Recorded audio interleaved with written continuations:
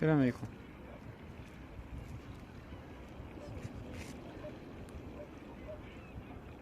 Aquí nadie quiere morirse.